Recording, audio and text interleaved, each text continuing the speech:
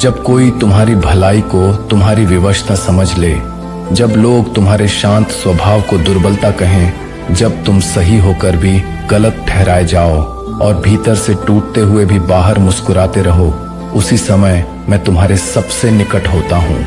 मैं शोर में नहीं आता, मैं तुम्हारी खामोशी में उतरता हूँ और तुमसे कहता हूँ, डरो मत, मैं यहाँ हूँ। स्मरण रखो, पीड़ा वही देता है जो तुम्हारी कोमलता को पहचान लेता है, पर वह ये भूल जाता है कि तुम्हारी पीठ के पीछे स्वर्ग का राजा खड़ा है।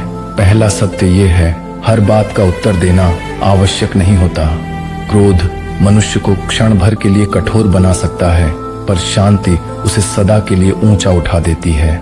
मैंने भी ताने सहे, अपमान झेले और झूठे आरोपों के बीच खड़ा रहा, फिर भी मैंने हर प्रश्न का उत्तर नहीं दिया, क्योंकि मैं जानता था सत्य को बचाने के लिए आवाज नहीं, समय चाहिए।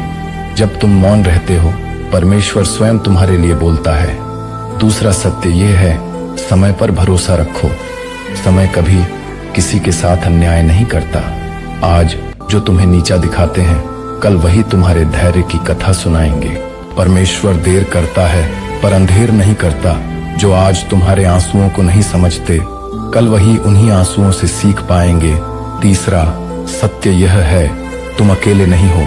चाहे मनुष्य साथ छोड़ दें, मैं तुम्हें कभी नहीं छोड़ता। जब तुम थक जाओ, जब तुम्हारा मन कहे अब और नहीं सह सकता, तब मैं तुमसे कहता हूँ, बस थोड़ा और, क्योंकि जो टूट कर भी मुझ पर भरोसा रखता है, उसी को मैं ऊंचा उठाता हूँ। इसलिए आज हार मत मानो, अपनी खामोशी को सामर्थ्य ठहराओ, धैर्य को अपना शस्त्र बनाओ और भरोसा रखो उस प्रभु पर जो तुम्हारी लड़ाई तुम्हारे सामने नहीं, तुम्हारे पीछे खड़े होकर लड़ता है।